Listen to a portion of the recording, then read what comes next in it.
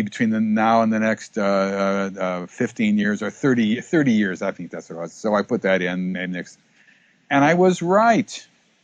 It is between now and the next 30 years. In fact, in the past, since 2003, people have been telling me that they've been helping them move in, that they're now here, coming in very specific and characteristic ways that are unusual, ways that you wouldn't normally think of, and so that's where my research has been taking me over, and since 2003, and but there's a certain, I mean, there's antecedents to this. It's not like it surprised me.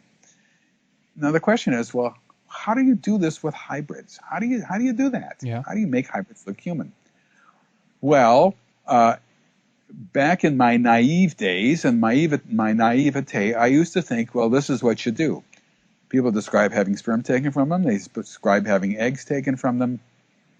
You take the sperm, you take the egg, you put it together, you fertilize it in vitro, and then in some way you add alien DNA, if there is such a thing, and I don't know if there is or not, I'm guessing. Yeah.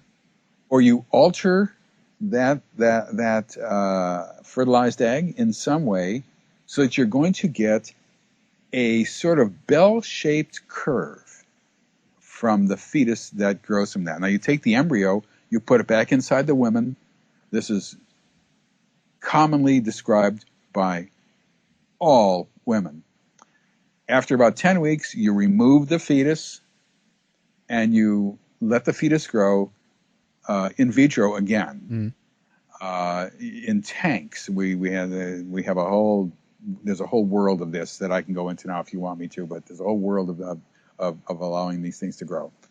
And then they become babies, and then you hold the babies and all the rest of that stuff. Yeah. In other words, we can trace what happens to the egg and to the sperm from the beginning, but we don't exactly know how that's how people get how you get outside of that bell-shaped curve. On one end of the bell-shaped curve, you're going to have people look really quite alien. In the middle, the hybrids are going to look half and half. Towards the end, they're going to look more human. Mm-hmm. Yeah. What I didn't realize was you then take sperm and egg, you put them together, and you put DNA from the hybrid into the egg and sperm. Then you get a skewed bell-shaped curve. Mm-hmm. The end result is that they're going to look more human and less alien. Then you do it again and again and again, and eventually you get hybrids who still have the ability to hook into optic nerves and all that sort of stuff and render people passive from a distance, but who look really quite human. Oh, you're kidding me. Oh, God. And so that's what people have been reporting. And now they're reporting moving in. What do you mean moving in? How do you mean moving in? Like abductee will say, oh, they're coming for me again. I have to get up. I have to get my clothes on. Now, normally they say not to get your clothes on because they're going to take your clothes off in 5 seconds. So get my clothes on. Okay. Now we're getting in the car. I'm thinking to myself, getting in the car? I'm driving. One's sitting next to me, one's in the back. We're going to, they're telling me how to go, and we're going to some place. And there is 3 young hybrids, age maybe 17 to 22. Mm-hmm. Here's an actual incident. This is an actual case. They got furniture they're in an apartment now. They've got furniture. They want me to tell them if they put the furniture in correctly. Oh, God. She looks at the furniture. There's a table, there's chairs, there's a couch, there's some other stuff, there's a lamp, all in one corner of the room. She says, no, you can't do that. You have to move the couch out. This area is a dining area. This is where you put the dining room table. You put the chairs around the table. And you have to have something in front of the couch. Get a television or something. So and she has to. Then she goes in. Here's another one. She goes into this is the same one. Goes into a room. They want to know if everything is okay. All right. She looks in the bedroom. There's a bed. They've made the bed. There's a blanket on the bed. She says, let's see the sheets. There's a bottom sheet and there's a top sheet.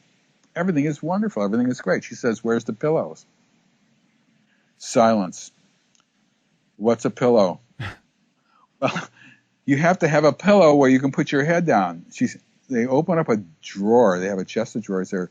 There's this pillow set in its plastic bag with, the pillowcases and everything. And is this that? Yeah, that's the pillow. You take it out. You put it in the pillowcase. You have to put it on the bed now. So they do that for her. Then she goes into the bathroom. She says, the shower curtain is dirty. It's got mold on it. You have to replace the shower curtain. Okay. And these are the kinds of things that people have been telling me. Once again, you hear this once, forget it. But I've heard it over and over again now, and I'm thinking, yep, they're moving in. Now it comes to teaching people how to buy things in a store. Now it comes to, like this is what we had before was we had abductees going to on board an object and teaching young hybrid children things like, and I wrote about this one incident. A woman, there's pictures that appear on a screen light device or on the wall. There's these little kids who are sitting on the floor, and she's standing there, and it's a picture of a dog. And then they'll say to her, "What's a dog for?" And she says, "Well, a dog is for companionship and fun, and you get to take care of a dog, and it's love and all that, and it's a pet, and you like it, and it likes you." Okay. Next picture is a goat. What's a goat for? Well, a goat says you can milk a goat, you can have goat's cheese. What is goat cheese? Well, it's something that people eat. Well, do you eat goat cheese?